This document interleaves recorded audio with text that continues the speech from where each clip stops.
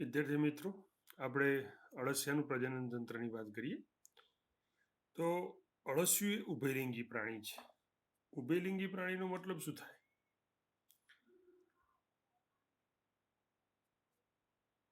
અળસિયું એ ઉભયલિંગી પ્રાણી છે.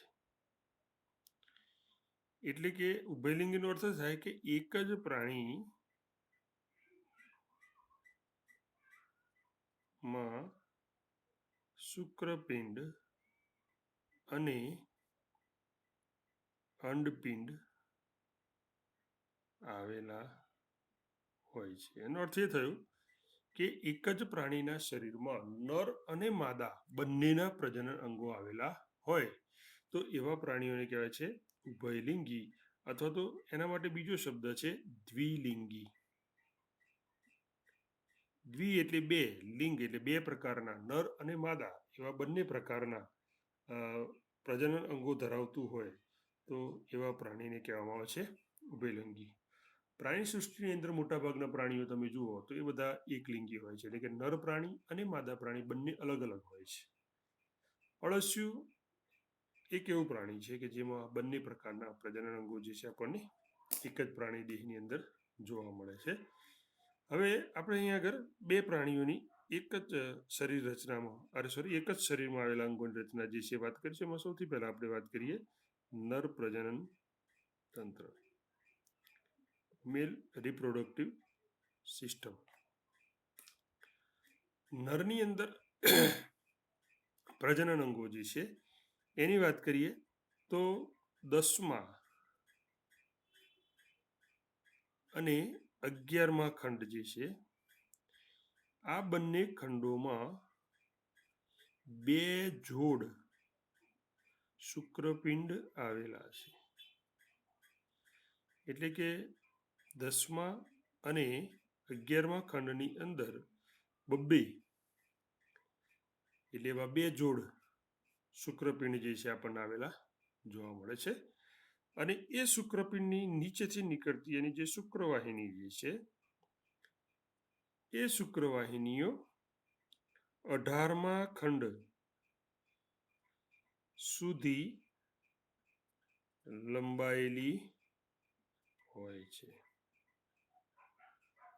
અને આ શુક્રવાહિનીઓ છે એ 18મા ખંડની, એટલે કે ત્યાં તે પ્રોસ્ટેટ ગ્રંથિમાંથી નીકળતી નલિકા જે છે એ પ્રોસ્ટેટ નલિકા સાથે જોડાય છે. અને 18મા ખંડની વક્ષ પાર્શ્વ બાજુએ બે નરજનન છિદ્રો દ્વારા ખુલે છે. 18મા ખંડની વક્ષ પાર્શ્વ બાજુએ એક જોડ નરજનન છિદ્ર દ્વારા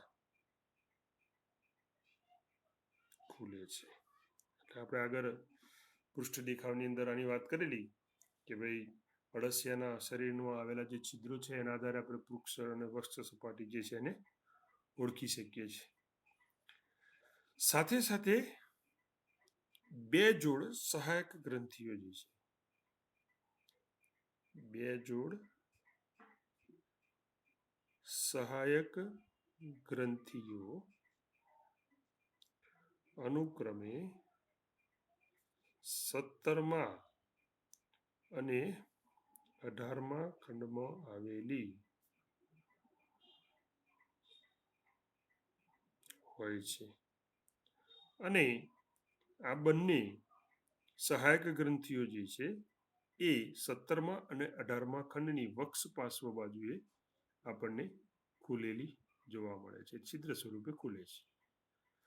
અળસિયાની અંદર જે પ્રોસ્ટેટ નલિકામાંથી નીકળતી જે સામાન્ય પ્રોસ્ટેટ અને શુક્રવાહિની બંને આપણે આગળ વાત કરી કે 18મા ખંડમાં વક્ષ પાર્શ્વ બાજુએ એક જોડ નરજનન છિદ્ર તરીકે ખુલે જોવા મળે. આ ઉપરાંત 6 ઠા 7 ઠા અને 8મા ખંડની અંદર 2 જોડ નરજનન છિદ્ર દ્વારા ખુલે છે. એટલે આપણે આગળ વાત કરેલી કે 18મા ખંડમાં વક્ષ પાર્શ્વ બાજુએ એક જોડ નરજનન છિદ્ર તરીકે ખુલે જોવા મળે.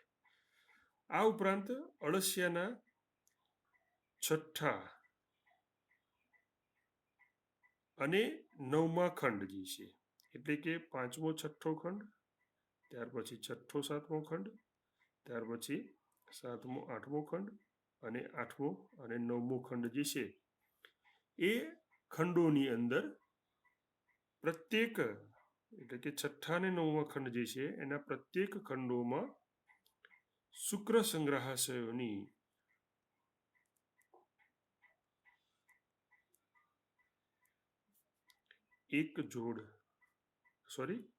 ચાર જોડ આવેલ હોય છે. એટલે તમે છઠ્ઠો ખંડ, સાતમો ખંડ, આઠમો ખંડ અને નવમો ખંડ આ ચાર ખંડોની અંદર જુઓ તો એની અંદર આપણને ચાર જોડ શુક્ર સંગ્રહાશય જે છે આવેલા છે. જ્યારે આ ચારે શુક્ર સંગ્રહાશયો જે છે પાંચમા છઠ્ઠા, છઠ્ઠા સાતમા, સાતમા આઠમા, આઠમા નવમા ખંડની જે આંતરખંડ જે છે એ આંતરખંડો પર છિદ્રો દ્વારા ખુલે છે. હવે આ શુક્ર સંગ્રહાશયો જે છે કે જે મૈથુન વખતે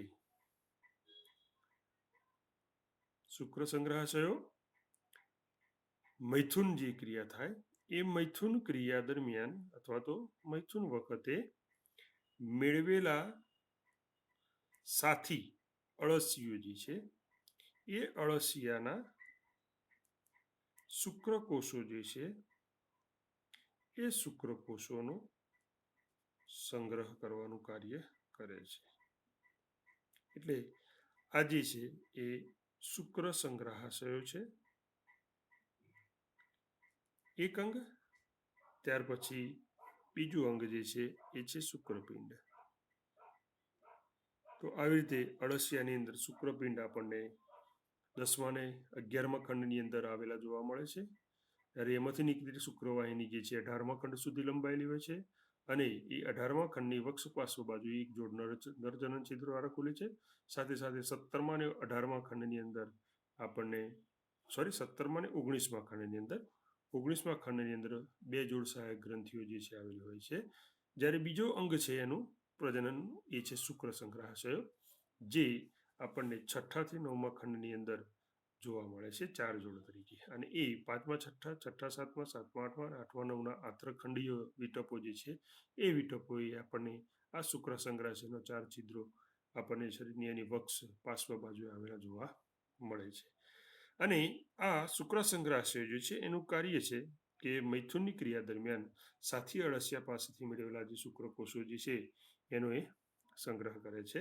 તો આ છે અળસિયાના નર પ્રજનન તંત્ર જે છે એની રચના.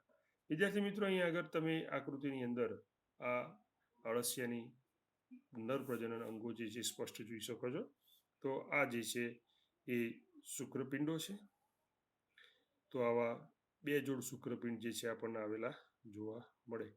અને એ આ એક અને આ બે 11મા ખંડમાં છે અને આ જે છે આપણને 12મા ખંડની અંદર આવેલા જોવા છે. એટલે 10મો અને 11મો આ બે ખંડોની અંદર આ પ્રમાણે શુક્રપિંડ જે છે જોવા મળે. એની ફરતે આવી રીતે શુક્રપિંડ કોથળી આવેલી હોય. આ એક શુક્રપિંડ જે છે એની ફરતે આવી એક કોથળી અને આ જે બીજા બે શુક્રપિંડો જે છે એ બંનેની ફરતે આપણને આ બીજી કોથળી જે છે જોવા મળે છે. તો અહીંયા આગળ આ એક જોડ અને એક આ બીજી જોડ 10મા અને 11મા ખંડની અંદર આવેલા શુક્રપિંડો છે. અને આ શુક્રપિંડ જે છે એની નીચેથી આ જે ભાગ દેખાય છે એ શુક્ર વાહિની છે. તો એ શુક્ર વાહિનીઓ જે છે એ ત્યાંથી શરૂઆત થાય અને છેક અહીંયા 18મા ખંડ સુધી એ લંબાયેલી હોય. હવે 18મા ખંડમાંથી નીકળતી જે આ પ્રોસ્ટેટ નલિકાઓ જે છે, પ્રોસ્ટેટ ગ્રંથિમાંથી નીકળતી આ નલિકાઓ અને આ જે શુક્રવાહિનીઓ જે છે અહીં 18મા ખંડની અંદર આપણને વક્ષ પાર્શ્વ બાજુ એક જોડ સ્વરૂપે છિદ્ર સ્વરૂપે ખુલતી જોવા મળે છે. સાથે સાથે 17મા અને 19મા ખંડની અંદર આ રીતે બે જોડ સહાયક ગ્રંથિઓ આવેલી છે અને બંને સહાયક ગ્રંથિઓ જે છે 17મા અને 19મા ખંડની વક્ષ પાર્શ્વ બાજુએ આપણને આ બે જોડ સ્વરૂપે છિદ્ર સ્વરૂપે ખુલતા જોવા મળે છે. તો આ છે નર અળસિયાના પ્રજનન અંગોની વાત કરી. ત્યાર પછી આપણને કીધું કે છઠ્ઠો, સાતમો, આઠમો અને નવમો આ દરેક ખંડની અંદર આ જે છે એ શુક્ર સંગ્રહાશય છે. એવા ચાર જોડ શુક્ર સંગ્રહાશયો જે છે આપણને આવેલા છે. દરેક શુક્ર સંગ્રહાશય જે છે પાંચમો છઠ્ઠો, છઠ્ઠો સાતમો, સાતમો આઠમો અને આઠમા નવમો ખંડ જે છે એનો આ અંતર પટલ છે. તો એ અંતરપટ વિટપ જે છે એ વિટપના ત્યાં આગળ છિદ્ર દ્વારા શરીરની વક્ષ પાર્શ્વ બાજુએ આપણને 4 છિદ્રો દ્વારા ખુલતા જોવા મળે છે. ત્યાર પછી આપણે જોઈએ વિદ્યાર્થી મિત્રો માદા પ્રજનન તંત્ર. માદા પ્રજનન તંત્રની અંદર જોવા મળતા જે અંગો જે છે એ અંગોની આપણે વાત કરીએ. માદા પ્રજનન તંત્ર, ફિમેલ રિપ્રોડક્ટિવ સિસ્ટમ. માદા પ્રજનન તંત્ર જે છે એના મુખ્ય પ્રજનન અંગ જે છે એ છે અંડપિંડ, ઓવરી. તો આ અંડપિંડ જે છે એ 12મો અને 13મો આ જે 2 ખંડ છે એ 2 ખંડની અંદર આવેલા આંતરખંડીય વિટપ, કયો વિટપ? 12મા અને 13મા ખંડની વચ્ચે આવેલો જે આંતરખંડીય વિટપ જે છે એ ખંડીય વિટપની પશ્વ સપાટી, સ્થાન યાદ રાખજો બરાબર, પશ્વ સપાટી જે છે એ પશ્વ સપાટીને વળગીને રહેલ અંડપિંડની એક જોડ 13મા ખંડમાં આવેલી છે. હવે અહીંયા આગળ ધ્યાન રાખજો વિદ્યાર્થીઓ, 12મો 13મો અને પાછો 13મો ખંડ લખેલો છે એટલે બંને અંડપિંડ જે છે એકચ્યુઅલી 12મા અને 13મા ખંડનો જે આંતરખંડીય વિટપ જે છે એ વિટપની પશ્વ સપાટીએ વળગેલા હોય છે અને આ બંને અંડપિંડો જે છે એ 13મા ખંડની અંદર આપણને આવેલા જોવા મળે છે. હવે આ દરેક અંડપિંડ જે છે એ અંડપિંડમાંથી અંડવાહિની જે છે એ નીકળે છે. હવે આ અંડપિંડ વાહિની જે છે એ અંડપિંડ વાહિનીનો અગ્રછેડો, અંડવાહિનીનો અગ્રછેડો જે છે એ અગ્રછેડો અંડવાહિની નિવાપ કહેવાય. એટલે અંડવાહિની નિવાપ બનાવે છે. અને આ અંડવાહિની નિવાપથી પછી નલિકામય રચના જે છે જેને કહેવામાં આવે છે અંડવાહિની. એટલે આ બંને બાજુની અંડવાહિની જે છે એ લંબાઈને જોડાઈને માદા જનન છિદ્ર સ્વરૂપે અળસિયાનું જે શરીર જે છે એ શરીર દિવાલની વક્ષ બાજુએ અથવા તો વક્ષ મધ્ય બાજુએ 14મા ખંડમાં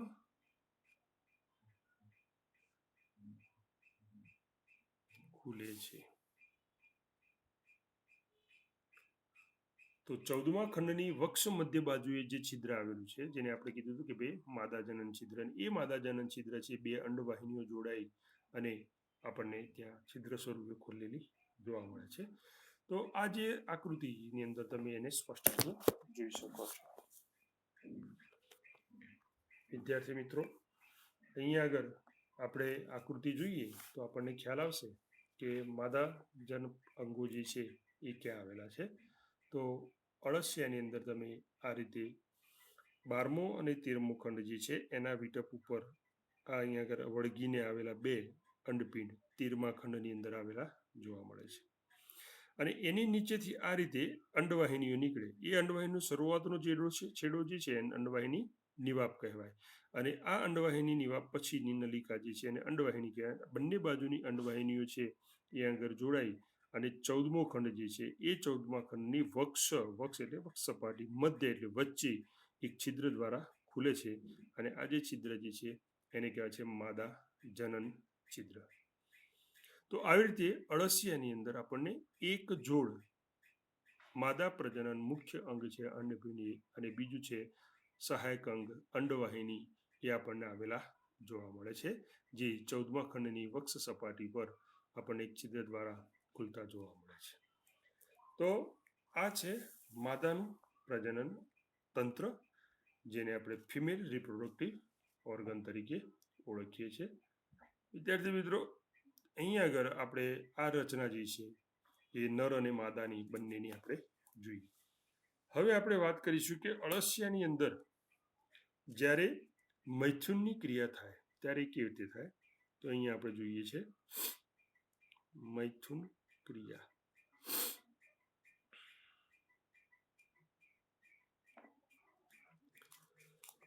વિદ્યાર્થી મિત્રો, મૈથુનની ક્રિયા જે છે એ બે અળસિયા જે છે એની વચ્ચે આપણને જોવા મળે છે. તો આ ક્રિયા દરમિયાન બે અળસિયા, ભલે અળસિયાની અંદર નર અને માદા પ્રજનન અંગ એક જ પ્રાણીઓના શરીરમાં આવેલા છે, છતાં પણ અળસિયું પોતાના જ અંડકોષો અને શુક્રકોષો જે છે એની વચ્ચે ફલન કરી શકતું નથી. એટલે દરેક અળસિયાને પોતાના અંડકોષોને ફલન કરવા માટે બીજા સાથી અળસિયાના શુક્રકોષોની જરૂર પડે છે. એટલે અહીંયા આગળ અળસિયાની અંદર અંડકોષોનું ફલન જે છે બીજા સાથી કોષ અળસિયું જે છે એના શુક્રકોષ વડે જ થઈ શકે છે, પોતાના શુક્રકોષ વડે થઈ શકતું નથી. એટલે મૈથુનની ક્રિયા થાય ત્યારે એ દરમિયાન બે અળસિયા જે છે એ અળસિયા વચ્ચે શુક્રકોષની આદાન પ્રદાનની ક્રિયા થાય છે.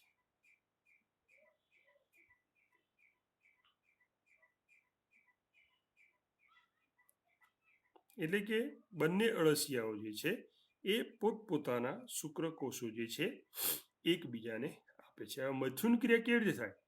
તો બે અળસિયા જે છે એ બંને અળસિયા એકબીજાની વિરુદ્ધ દિશામાં જોડાય છે. એટલે એના પરિણામે એક અળસિયાનો અગ્રછેડો અને બીજા અળસિયાનો પશ્વ છેડો જે છે એ એકબીજાની સામસામે ગોઠવાય છે અને આવી રીતે એકબીજાના સંપર્કની અંદર એ આવે છે. હવે આવી રીતે સંપર્કમાં આવે એટલે એક અળસિયાના નર પ્રજનન છિદ્ર જે અથવા અંગ જે છે, નરજનન અંગ જે છે એ બીજા અળસિયાના શુક્ર સંગ્રહાશયો જે છે એના સંપર્કમાં આવે. એટલે બંને અળસિયાના નર પ્રજનન અંગ જે છે એ એકબીજાના શુક્ર સંગ્રહાશયો જે છે એ શુક્ર સંગ્રહાશયના છિદ્ર જે છે એની સાથે સંપર્કમાં આવે છે. અને આવી રીતે બંને અળસિયાના જનન છિદ્રો જે છે એકબીજાના સંપર્કમાં આવી અને એ પોતાના શુક્રકોષો જે છે એ શુક્રકોષોની આપલે કરે છે. એટલે અહીંયા આગળ આપણે આ વાત જે છે એને સમજવી ખૂબ જરૂરી છે. વિદ્યાર્થી મિત્રો, આપણે જોઈશું કે અળસિયાની અંદર જ્યારે મૈથુનની ક્રિયા જાય અને એ અળસિયાઓ એકબીજાથી વિરુદ્ધ ગોઠવાય ત્યારે બંનેના શુક્રકોષો જે છે એ નરજનન છિદ્રો સંપર્કમાં આવવાથી એકબીજાના નરજનન છિદ્રો સંપર્કમાં આવે છે અને પોતાના શુક્રકોષ સમૂહો જે છે કે જે દરેક અળસિયાની અંદર દરેક શુક્રકોષ જે છે એની નીચે શુક્રાશયો આવેલા હોય, એ શુક્રાશયોની અંદર એ સંગ્રહ પામેલા હોય અને આ શુક્રાશયોમાં સંગ્રહ પામેલા જે શુક્રકોષો જે છે એ આ એકબીજાના શુક્ર સંગ્રહાશયની અંદર આપલેની ક્રિયા જે છે કરે છે. એટલે અહીંયા આગળ સમૂહની આપલે કરે છે. જેવું શુક્રકોષોની આપલે થઈ જાય એટલે બંને બંને અળસિયા જે છે એકબીજાથી છૂટા પડી જાય છે.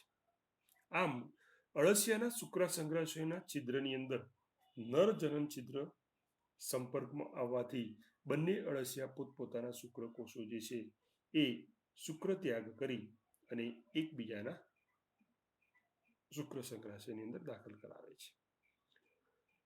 બંને અળસિયા છૂટા પડી જાય પછી આગળ ફલનની ક્રિયા થાય.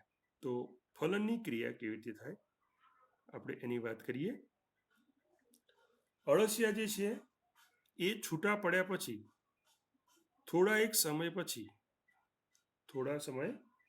પછી અળસિયાના પ્રત્યેક અળસિયું જે છે એની અંદર આવેલું જે વલયિકા જે છે એ વલયિકાની ગ્રંથિઓ જે છે એ ગ્રંથિઓ સ્ત્રાવ કરે છે અને એક સફેદ રંગની ભૂંગળી બનાવે છે. બહુ સમજવા જેવું છે વિદ્યાર્થી મિત્રો.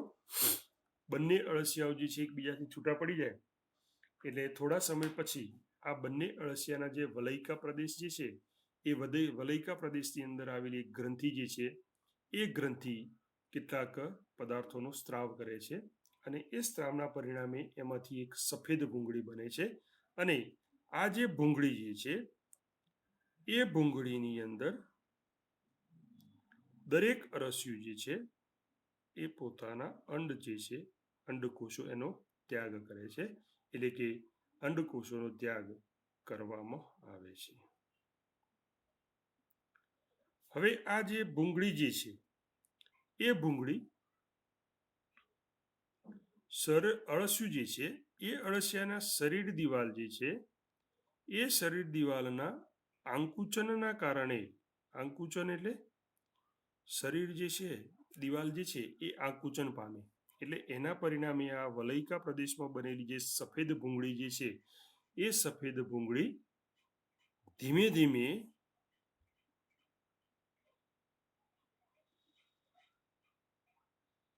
અગ્ર છેડા તરફ એટલે કે જે એના જે શરીર છે એ શરીરના અગ્ર છેડા તરફ સરકે છે. અગ્ર છેડા તરફ સરકતી ભૂંગળી જે છે એ ભૂંગળી જ્યારે સરકતી શુક્ર સંગ્રહાશય કયા ખંડમાં આવેલા છે વિદ્યાર્થી મિત્રો? તો છઠ્ઠા અને નવમા ખંડના. હવે આ છઠ્ઠા અને નવમા ખંડમાં આવેલા પ્રત્યેક શુક્ર સંગ્રહાશયો જે છે એ પાંચમો છઠ્ઠો સાતમો આઠમો અને આઠમા નવમા ખંડ જે છે એના આંતરખંડીય વિટપ જે છે ત્યાં આગળ એના શરીરની વક્ષ પાર્શ્વ બાજુએ શુક્ર સંગ્રહાશયના છિદ્રો આવેલા છે. તો આ છિદ્રો પાસે જ્યારે આ ભૂંગળી આવે એટલે કે એ પ્રદેશમાંથી પસાર થાય ત્યારે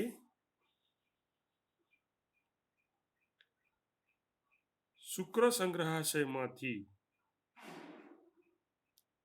સંગ્રહ કરેલા અથવા તો થયેલા શુક્રકોષો જે છે એ શુક્રકોષો આ ભૂંગળી જે છે એ ભૂંગળીમાં પ્રવેશે છે. પહેલેથી અંડકોષો ભૂંગળીમાં આવેલા છે બરાબર, અને 14મા ખંડમાંથી જ ભૂંગળીની અંદર આવેલા અંડકોષો જ્યારે એની અંદર દાખલ થાય એટલે શરીર દિવાલના આંકુચનના કારણે ભૂંગળી જે છે ધીમે ધીમે સરકતી એના અગ્રછેડા એટલે શીર્ષ તરફ ખસે અને જ્યારે એ શુક્ર સંગ્રહાશયના પ્રદેશની અંદર આવે ત્યારે એમાંથી શુક્રકોષો જે છે એ આ સફેદ ભૂંગળી જે છે એની અંદર પ્રવેશે છે. હવે આ જે ભૂંગળી જે છે એ ભૂંગળીમાં તે જ પ્રાણીના અંડકોષો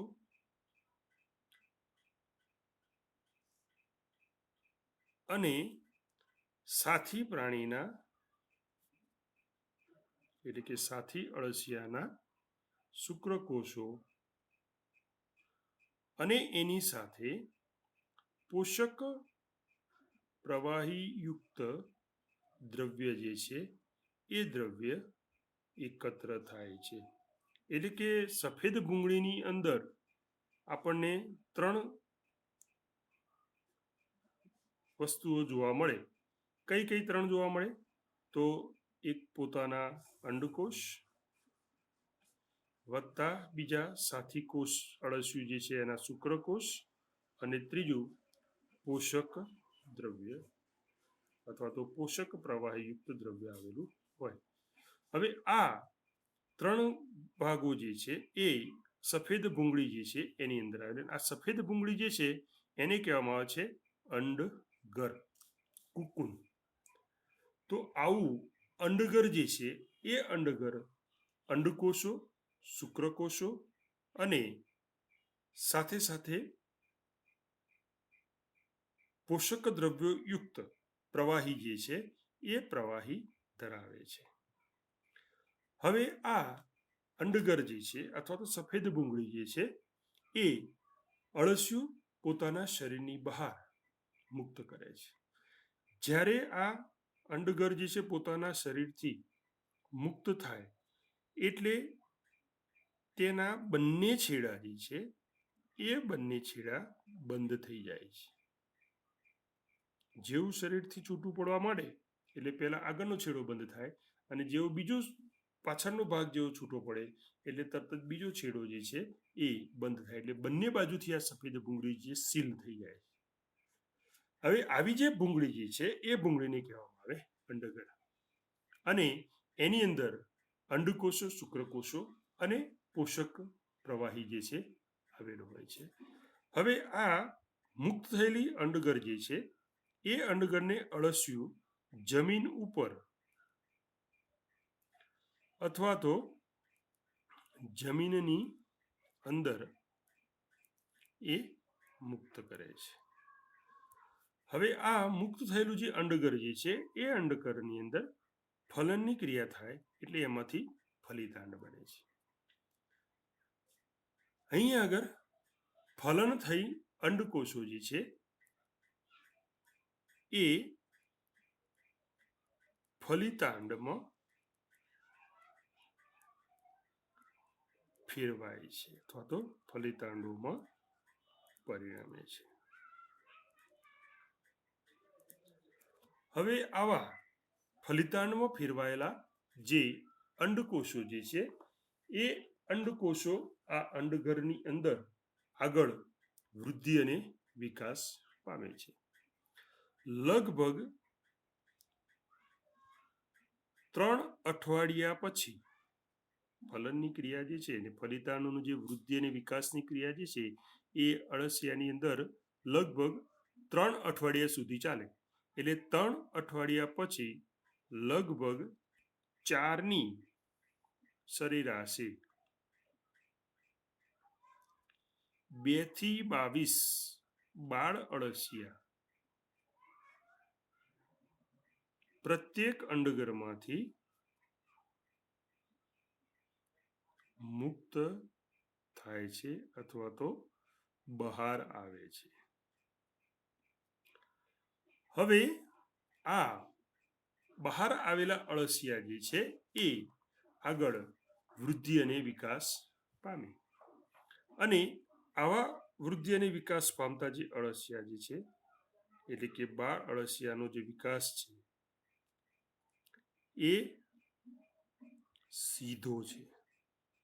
એટલે કે અંડગરમાંથી એ સીધા જ અળસિયા જે છે વિકાસ પામીને બહાર આવે છે.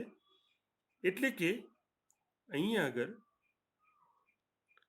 ડિંભ બનતા નથી. જો ડિંભ બને તો એ ડિંભનો આગળ વિકાસ થાય ત્યાર પછી એ પુખ્ત પ્રાણી જેવું બાળ અળસિયું અસ્તિત્વમાં આવે. પણ અહીંયા એવું નથી.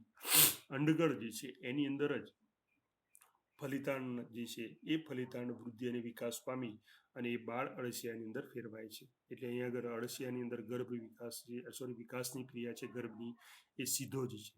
એટલે સીધા જ બાળ અળસિયા જે છે એ બહાર આવે છે, ડિંભ બનતા નથી.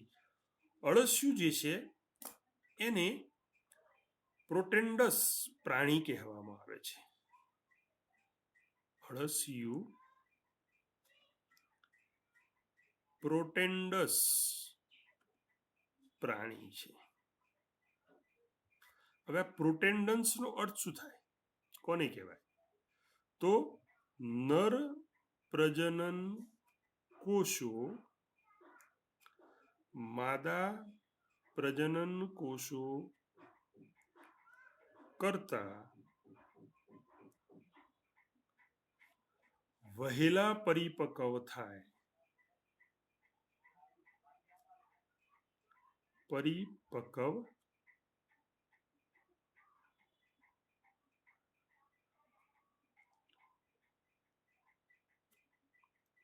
પામે તેવું પ્રાણી હોય એને કહેવામાં આવે છે પ્રોટેન્ડસ પ્રાણી.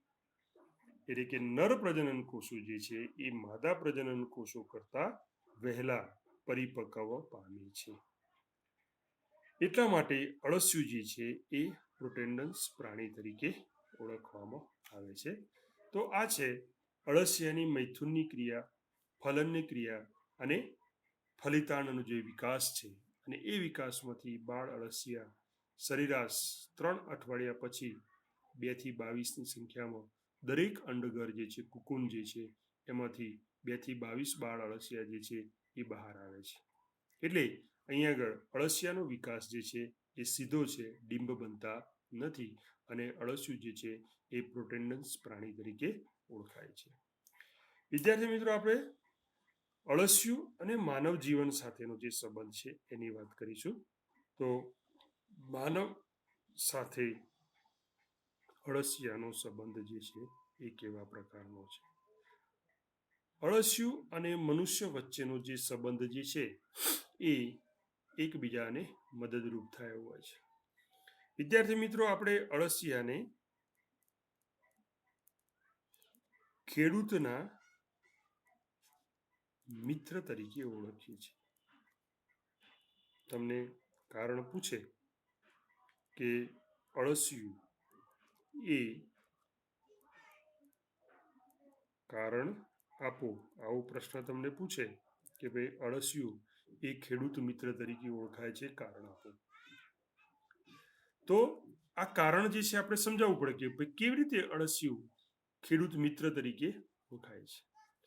તો જવાબ છે એનો કારણ કે શા માટે ખેડૂત મિત્ર કહેવાય છે? અળસિયું એ માટીમાં દર બનાવે છે. આપણે આગળ શરૂઆતની અંદર વાત કરી હતી કે અળસિયાની અગ્ર છેડે આવેલું જે મુખાગ્ર જે છે, છાજલી જેવો ભાગ, એ છાજલી જેવા ભાગથી એ જમીનની અંદર ચિરાડ બનાવે છે. હવે આ ચિરાડ બનાવે ત્યારે એ માટી જે છે એ પોતાના શરીરમાં મુખમાં દાખલ કરે અને ત્યાર પછી એને પાચન માર્ગમાં દાખલ કરે. અને આ પાચન માર્ગ જે છે એ માટીમાં રહેલા જે વનસ્પતિના કોહવાઈ ગયેલા જે સેન્દ્રિય ભાગો, જેને આપણે હ્યુમસ કહીએ છીએ, એનું પાચન કરે. હ્યુમસનું એ હ્યુમિક એસિડમાં તટસ્થીકરણ કરે, રૂપાંતર કરે. અને આ હ્યુમિક એસિડ જે છે એ આગળ વધે એટલે આપણે પાચન માર્ગની અંદર એમાં વિવિધ પ્રકારના પાચક ઉત્સેચકો જે છે એ ભળે અને આ પાચક ઉત્સેચકો જે છે એ ખોરાકના ઘટકોનું પાચન કરે. અળસિયાની અંદર આ જે પાચનની ક્રિયા જે છે એ કાર્બનિક તત્વોથી ભરપૂર જે માટી જે છે એ માટી ઉપર પાચક ઉત્સેચકો જે છે એ જટિલ ખોરાકનું સરળ ખોરાકની અંદર વિઘટન કરે છે. અને આવા જે નાના ઘટકો જે છે એ નાના ઘટકોમાંથી રહેલા પોષક દ્રવ્યો છે એનું શોષણ કરે છે. એટલે એ માટીની અંદર દળ બનાવે છે અને માટીને ખોરાક તરીકે લે છે અને તેમાંથી સેન્દ્રિય દ્રવ્યો જે છે એ સેન્દ્રિય દ્રવ્યોનું વિઘટન કરી ભૂમિની ફળદ્રુપતા જે છે એ ફળદ્રુપતા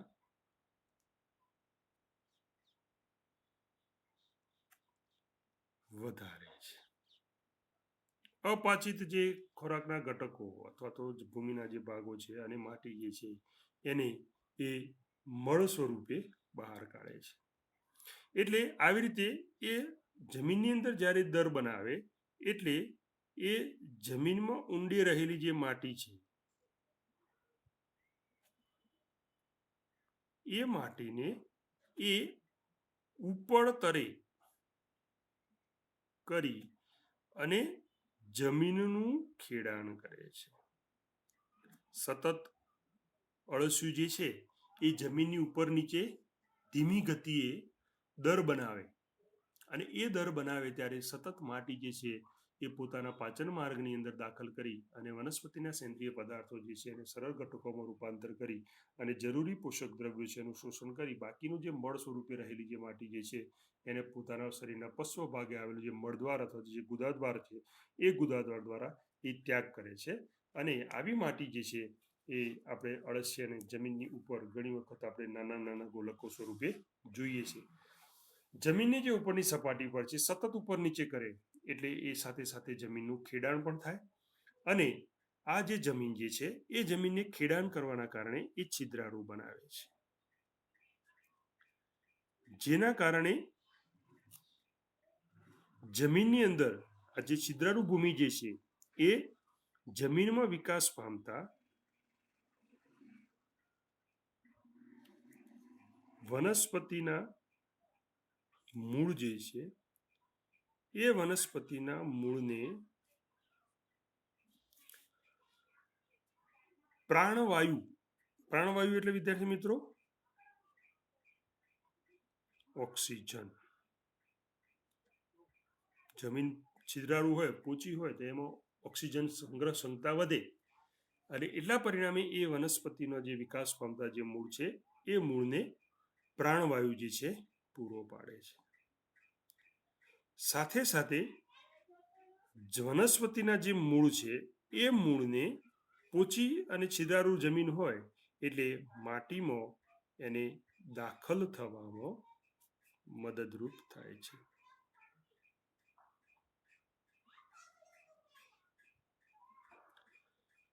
અળસિયા દ્વારા જમીન જે છે એ જમીનની ફળદ્રુપતા વધારવાની જે પ્રક્રિયા જે છે એ પ્રક્રિયાને કહેવામાં આવે છે વર્મ કમ્પોસ્ટિંગ.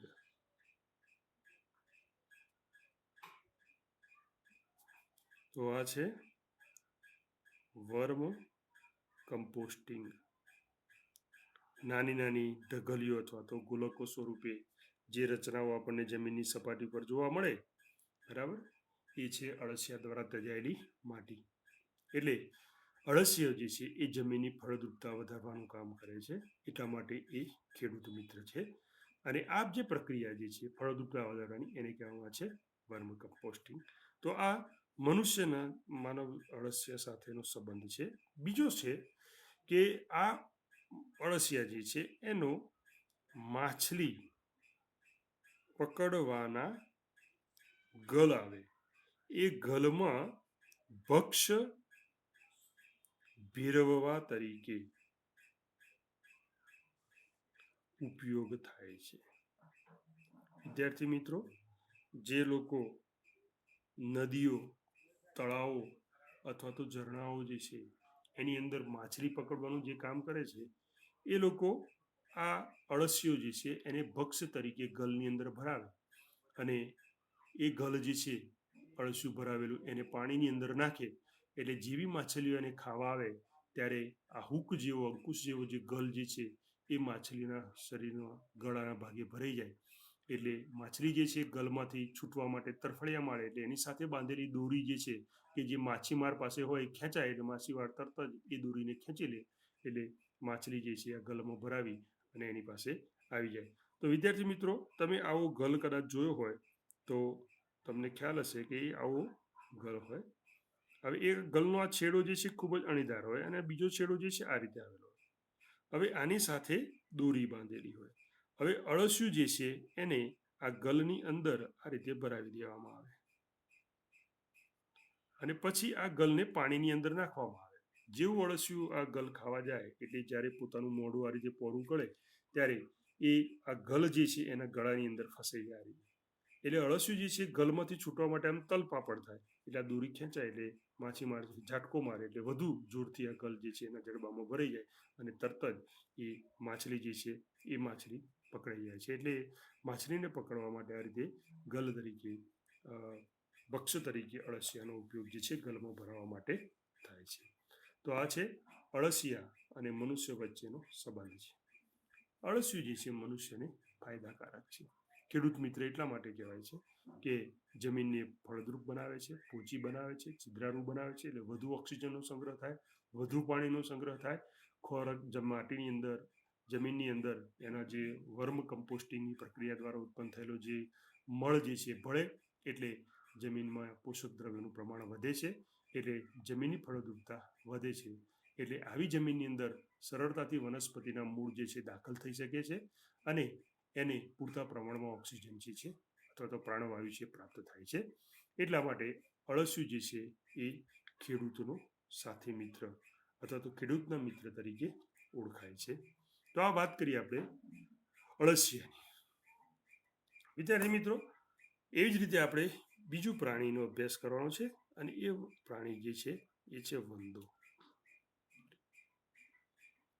વિદ્યાર્થી મિત્રો, આ પ્રાણી જે છે એને તમે દરેકે જોયેલું છે.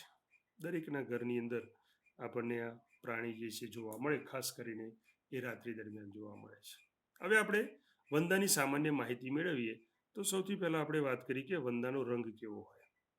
તો એ સામાન્ય રીતે તમે જુઓ તો આમ તો બદામી રંગનું હોય છે, પણ એ વધારે ઘેરો બદામી રંગ હોય ત્યારે આપણને કાળા રંગ જેવું લાગે.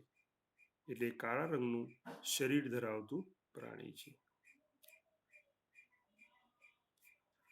હવે આ વંદો જે છે એ વંદાનો સમાવેશ સંધિપાદ સમુદાય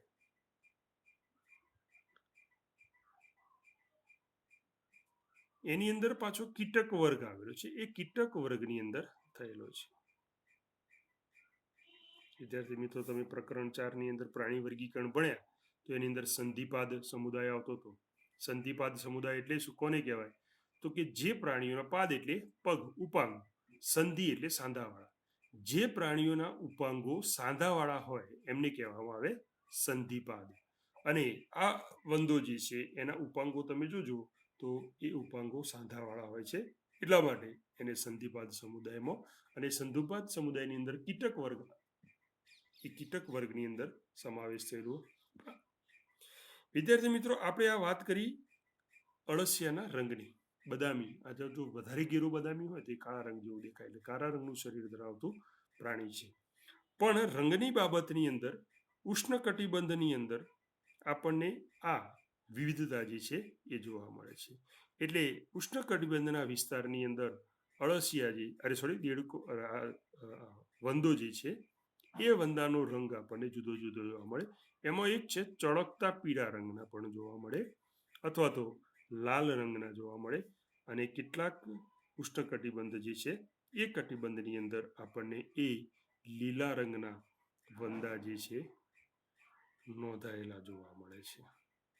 એટલે કે ચળકતા પીળા રંગના, અથવા તો લાલ રંગના, અથવા તો લીલા રંગના એ આપણને ઉષ્ણકટિબંધના વિસ્તારોની અંદર જોવા મળે. આપણા ભારતની અંદર જે વંદો જોવા મળે છે બદામી અથવા તો કાળા રંગનો આપણને જોવા મળે. સામાન્ય રીતે આ જે વંદો જે છે એ વંદાના આપણે કદની વાત કરીએ તો એનું કદ જે છે એ 1/4 થી 3 ઇંચ, એટલે કે 0.6 થી 7.6 સેન્ટીમીટર એનું કદ જે છે હોય છે. એના શરીરની અગ્રભાગે તમે જુઓ તો તમને લાંબા સ્પર્શકો જોવા મળે. સાથે સાથે ચલનપાદ જે છે એ ચલનપાદની 3 જોડ જે છે આપણને જોવા મળે, અને શરીર જે છે એની ઉપર આપણને એક ચપટી વિસ્તરણ પામેલી ઉપરની શરીર દિવાલ જે છે એ શરીર દિવાલ કે જે શીર્ષને પણ ઢાંકે છે. એટલે એના શીર્ષથી લઈ અને પશ્વ છેડો જે છે ત્યાં સુધી સમગ્ર શરીર દિવાલની ઉપરની તરફ આપણને આવી ચપટી વિસ્તરણ પામેલી શરીર દિવાલ જે છે જોવા મળે છે. સમગ્ર વિશ્વની અંદર આ વંદા જે છે એ એક ચોક્કસ રહેઠાણની અંદર આપણને જોવા મળે. વંદાનું મોટાભાગનું રહેઠાણ ક્યાં હોય, કેવા સ્થાને જોવા મળે? તો જે સ્થાન હુંફાળી હોય, વિશ્વમાં હુંફાળી ભેજયુક્ત જગ્યાઓ હોય એ જગ્યાઓમાં વંદો જે છે વસે છે. હવે આવી જગ્યાઓ ક્યાં હોય હુંફાળી અને ભેજયુક્ત? તો આવી જગ્યાઓ જે છે એ આપણને રસોડું, પછી એ ઘરનું હોય અથવા તો હોટલનું હોય, બરાબર. તો ત્યાં આગળ આપણને જોવા મળે. બીજું એ આપણને બાથરૂમમાં જોવા મળે.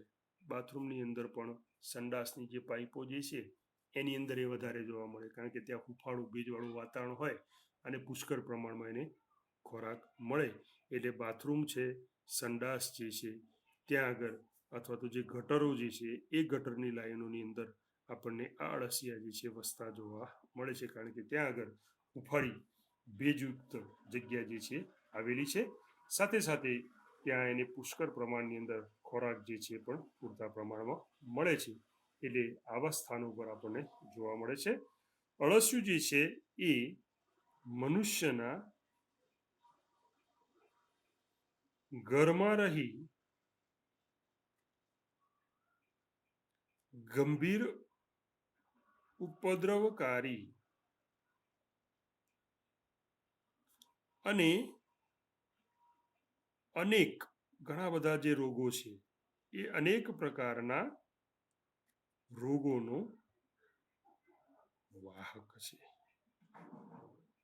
કેટલાક ગંભીર પ્રકારના જે રોગો જે છે એ રોગોનું વાહક છે, રોગો ઉત્પન્ન કરવા માટે જવાબદાર છે. વંદો જે છે આપણા રસોડાની અંદર તમે જુઓ તો ફરતો હોય બધે. હવે ગટરમાંથી આવે, સંડાસની પાઇપોમાંથી આવે, બાથરૂમની પાઇપોમાંથી આવે, એટલે એના શરીર ઉપર ઘણી બધી ગંદકી છે ચોંટેલી હોય. હવે આ ગંદકીઓની અંદર બેક્ટેરિયા પણ હોય.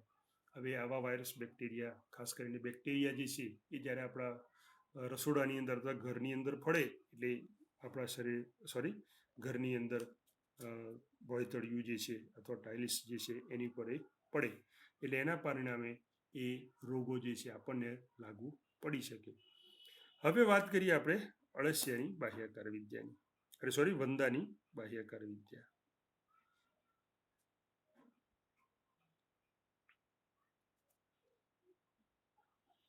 મોર્ફોલોજી એને કહેવાય, મોર્ફોલોજી ઓફ કોકરોચ. વિદ્યાર્થી મિત્રો, પુખ્ત વંદો જે છે એ પુખ્ત વંદાની જાતિ, જેનું નામ છે પેરીપ્લેનેટા અમેરિકાના, આ ભારતની અંદર જોવા મળતો વંદો છે, એનું વૈજ્ઞાનિક નામ છે. એમાં પેરીપ્લેનેટા એ પ્રજાતિ છે, જ્યારે અમેરિકાના એ જાતિનું નામ છે. તો આ ભારતની અંદર જોવા મળતો જે વંદો છે એ વંદાનું વૈજ્ઞાનિક નામ છે. સામાન્ય રીતે આપણે એની કદની વાત કરીએ, અગાઉ આપણે જે વાત કરીએ વિશ્વની અંદર જોવા મળતા જે વંદા જે છે એ વંદાના સામાન્ય કદની વાત કરી, પણ પેરીપ્લેનેટા અમેરિકાના જે છે ભારતીય વંદો, એના કદની વાત કરીએ તો એ 34 થી 53 mm શરીર લાંબુ ધરાવે છે, તથા પહોળાઈ જે છે એ સામાન્ય રીતે 8 થી 12 mm જેટલી આપણને જોવા મળે છે. એટલે એના શરીરની લંબાઈ જે છે એ 34 થી 53 mm, જ્યારે પહોળાઈ જે છે 8 થી 12 mm જેટલું છે. સાથે સાથે એના શરીર ઉપર આપણને પાંખો જે છે જોવા મળે, એટલે શરીર જે છે પાંખોવાળું હોય છે. નર અને માદા વંદાને આપણે સરળતાથી ઓળખી શકીએ છીએ, જેને લિંગભેદ કહેવામાં આવે છે. તો આ લિંગભેદ જે છે ઓળખવા માટે અળસિયાની અંદર વંદાની અંદર જોવા મળતી કેટલીક લાક્ષણિકતાઓ છે, એ લાક્ષણિકતાઓને આપણે યાદ રાખવી પડે. એટલે તમે નરની અંદર જુઓ તો એની પાંખો જે છે એ પાંખો ઉદરના અંતિમ છેડાથી પણ લંબાયેલી હોય છે. એટલે કે એની જે પાંખો જે છે એ પાંખો એના પશ્વ શરીરનો જે ભાગ છે એના કરતાં પણ લાંબો હોય છે. જ્યારે માદાની અંદર તમે જુઓ તો આ એની પાંખો જે છે એ ટૂંકી હોય છે, એટલે કે શરીરનો જે અંતિમ છેડો જે છે એના કરતાં ટૂંકી હોય. જ્યારે નરની અંદર પાંખો જે છે ખૂબ જ લાંબી હોય છે, એટલે એનું સમગ્ર શરીર જે છે પશ્વ છેડો એ ઢંકાયેલો આપણને જોવા મળે છે. વંદાનું શરીર જે છે એ શરીર મુખ્યત્વે બાહ્ય રીતે તમે જુઓ તો એ બાહ્ય રીતે ખંડીય હોય છે, જ્યારે આંતરિક રીતે તમે જુઓ તો એ અંદરની બાજુએ ખંડન હોતું નથી. અળસિયા અને વંદાની અંદર આ ફરક છે. અળસિયાની અંદર તમે જુઓ તો એનું શરીર જે છે બહાર અને અંદર બંને બાજુએ ખંડીય છે, એટલે બહાર જેમ ખંડો દેખાય એટલા જ ખંડો અંદરની તરફ આવેલા હોય, અને દરેક ખંડની વચ્ચે વિટપ આવેલો હોય, જેને આંતરખંડીય વિટપ કહેવાય. જ્યારે વંદાની અંદર તમે જુઓ તો એનું બાહ્ય રચના તમે જુઓ તો એ ખંડીય દેખાય, પણ અંદરની બાજુ જુઓ તો એમાં શરીરની અંદર આવા ખંડો જે છે અળસિયા જેવા હોતા નથી. એટલે આ બહારનો ભાગ ખંડીય, જ્યારે અંદરનો ભાગ જે છે એ ખંડન વિહીન હોય છે, ખંડવિહીન હોય છે. શરીર જે છે અળસિયાનું એની આપણે વાત કરીએ, સોરી વંદાનું, તો વંદાનું શરીર જે છે એ 3 ભાગ ધરાવે છે. એમાંનો એક ભાગ જે છે એ શીર્ષ, બીજો ભાગ જે છે એને કહેવામાં આવે છે ઉરસ, અને ત્રીજો ભાગ જે છે એને કહેવાય છે ઉદર. તો આવી રીતે શીર્ષ, ઉરસ અને ઉદર એમ 3 ભાગની અંદર એનું શરીર જે છે આપણને વહેંચાયેલ હોય છે. એનું સમગ્ર શરીર જે છે એ સમગ્ર શરીર કાઇટિનયુક્ત, મજબૂત કાઇટિનયુક્ત બાહ્ય કંકાલ, જે કથ્થાઈ રંગનું, એનાથી એ ઢંકાયેલ હોય છે. આપણે આગળ વાત કરી કે વંદાનું શરીર જે છે એ ચપટી વિસ્તરણ પામેલ શરીર દિવાલ ધરાવે છે, અને આ શરીર દિવાલ એ બીજું કંઈ નથી, એના શરીરની સૌથી બહારની બાજુ આવેલું કાઇટિનનું બનેલું બાહ્ય કંકાલ છે, અને એટલું મજબૂત છે. કાઇટિનનું બનેલું આ બાહ્ય કંકાલ એટલું મજબૂત છે કે વંદાને કોઈ પણ પર્યાવરણીય ફેરફારો સામે ટકાવી રાખે છે. કોઈ પણ પ્રકારના ભયંકર પર્યાવરણ ફેરફારો આવે તો પણ વંદાને કોઈ અસર થાય નહીં, એટલું મજબૂત આ કાઇટિનનું બાહ્ય કંકાલ છે. વંદો જે છે એ ઉદ્વિકાસની દ્રષ્ટિએ જોવા જઈએ તો સૌથી આદિ પ્રાણી છે. પૃથ્વી ઉપર આજ સુધી ઘણા બધા પર્યાવરણીય ફેરફારો થયા, એમાં તમે જુઓ ઘણા પ્રાણીઓ નાશ પામે, પણ વંદો એક એવો પ્રાણી છે કે જે આદિ પ્રાણી છે, એને કોઈ જ અસર પર્યાવરણ ફેરફારોની થઈ નથી. એનું કારણ એક જ છે, આ મજબૂત કાઇટિનયુક્ત એનું બાહ્ય કંકાલ કે જે એનું રક્ષણ કરે છે. તો આ બાહ્ય કંકાલ જે છે એ સમગ્ર શરીરની ફરતે ગોઠવાયેલું છે, અથવા તો એના વડે ઢંકાયેલ અને સુરક્ષિત જે છે હોય છે. પ્રત્યેક ખંડ જે છે, બહારના જે ખંડો જે છે એમાં પ્રત્યેક ખંડમાં બાહ્ય કંકાલ જે છે એ બાહ્ય કંકાલમાં આપણને એક રચના જોવા મળે છે, જેને કહેવામાં આવે છે પૃષ્ઠક. દરેક ખંડનું જે છે બાહ્ય કંકાલની અંદર તમે જુઓ તો આવી પૃષ્ઠક જેવી રચના હોય છે. આ પૃષ્ઠક જે છે એને કહેવામાં આવે છે કઠક.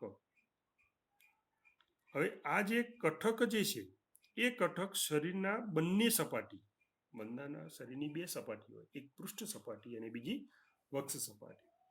તો તમે આ પૃષ્ઠ અને વક્ષ સપાટીની અંદર આ 2 ભાગ ઉપર કઠકો આવેલા છે. એ કઠકો જે છે એમાંના પૃષ્ઠ બાજુએ આવેલા હોય તો એને ઉપરી કવચ કહેવામાં આવે, અને વક્ષ બાજુએ આવેલા જે કઠકો જે છે એને કહેવામાં આવે છે અધો કવચ. એટલે ફક્ત એના બહારની સપાટી ઉપર આ બાહ્ય કંકાલ નથી, પણ બાહ્ય કંકાલની અંદર આવા પૃષ્ઠક, જેને આપણે કઠક કહીએ છીએ, જે કાઇટિનના બનેલા છે, મજબૂત છે, બરાબર, એ પૃષ્ઠ અને વક્ષ બંને બાજુ આવેલા, પૃષ્ઠ બાજુ આવેલા હોય એને ઉપરી કવચ કહેવાય, અને વક્ષ બાજુએ આવેલા જે છે એને અધો કવચ કહેવામાં આવે છે. અને આ જે કવચની બનેલી જે તક્તિઓ છે એ તક્તિઓ એકબીજા સાથે પાતળા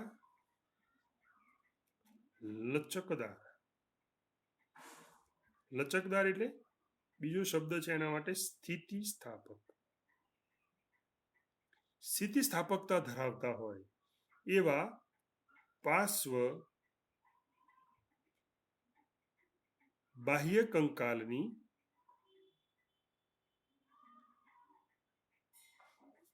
તક્તિઓ સ્વરૂપે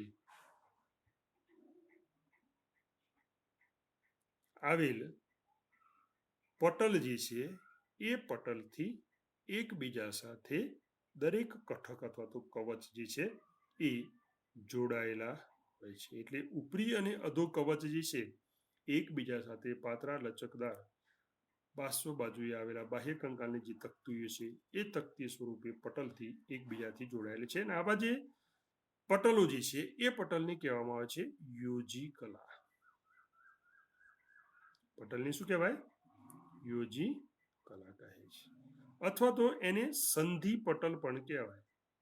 બે પટલને જોડતી કલા. સાંધો એટલે જોડવાનું, સંધિ એટલે જોડવાનું. તો બે કવચ અથવા તો જે કટકો જે છે ઉપરી કવચ અને અધો કવચ એકબીજા સાથે યોજી કલા દ્વારા તો સંધિ પટલ દ્વારા જોડાયેલા હોય છે. વિદ્યાર્થી મિત્રો, વંદાના પૃષ્ઠ અને વક્ષ ભાગ જે છે એ ભાગની આપણે આકૃતિની અંદર જોઈએ તો આપણને આવી રીતે આ બંને ભાગો જે છે એ વંદાની અંદર આવેલા જોવા મળે છે. અહીં આગળ તમે વંદાનો પૃષ્ઠ દેખાવ અને વક્ષ દેખાવ જે છે એને સરળતાથી જોઈ શકો છો. વિદ્યાર્થી મિત્રો, અહીંયા તમે પૃષ્ઠ દેખાવની અંદર આ ઘટના જે છે સરળતાથી નિહાળી શકો છો. પૃષ્ઠ દેખાવની અંદર તમે જુઓ તો વંદાનો ઉપરનો શરીરનો ભાગ જે છે એની અંદર આ રીતે શીર્ષની ઉપર આવી રીતે એક જોડે સ્પર્શકો આવેલા હોય. આ જે છે પૂર્વ ઉરસ, શીર્ષ પછી ઉરસ આવે. ઉરસના 3 ભાગ છે, પૂર્વ ઉરસ, ત્યાર પછી આ મધ્ય ઉરસ અને ત્યાર પછી આ પશ્વ ઉરસ. અને પછી બાકીના જે છે એ 10 ખંડો છે. હવે દરેક ઉરસના જે ભાગો જે છે એમાંથી આવી એક જોડ પાંખ, એટલે એવી 3 જોડ પાંખ આવેલી હોય. હવે 2 જોડ પાંખો જે છે આવેલી હોય. હવે આ એક પાંખ જે છે એને કહેવાય છે ટેગમિના અથવા તો પ્રાવરપંખ.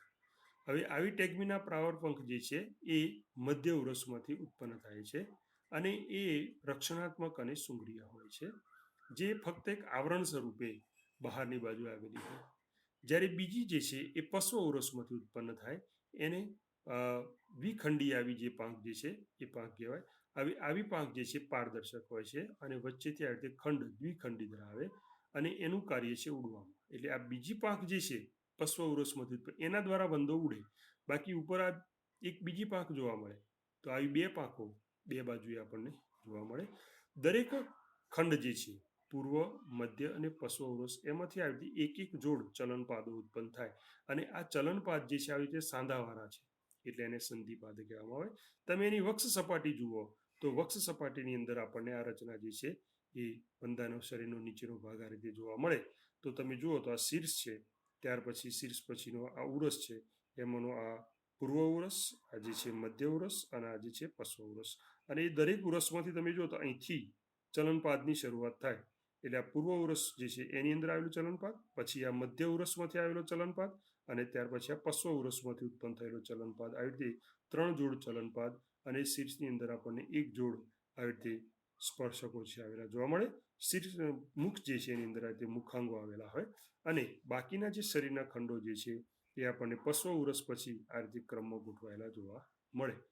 હવે અહીં આગળ આપણે પાંખ જે છે એની લંબાઈના આધારે નર માદાને આપણે ઓળખી શકીએ. નરની અંદર પાંખ જે છે એના સમગ્ર શરીર કરતાં લાંબી હોય, જ્યારે માદાની અંદર એ ટૂંકી હોય. બીજું કે નર અને માદાની અંદર એક સામાન્ય રચના જોવા મળે છે જેને કહેવાય છે પુચ્છસૂળ. એટલે આ પુચ્છસૂળ જે છે એ નર અને માદા બંનેમાં જોવા મળે. પણ નરની અંદર એક આપણને આવી વધારાની રચના જોવા મળે જેને કહેવાય છે પુચ્છકંટિકા, જ્યારે માદાની અંદર એનો અભાવ હોય છે. તો આ વંદાનો આપણે પૃષ્ઠ અને વક્ષ દેખાવ જે છે જેની અંદર આપણે બાહ્ય રચના જે છે આપણે જોઈ શકીએ છીએ. આગળ આપણે વાત કરીશું વંદાના જે શરીરના ભાગો જે છે કહેવાય.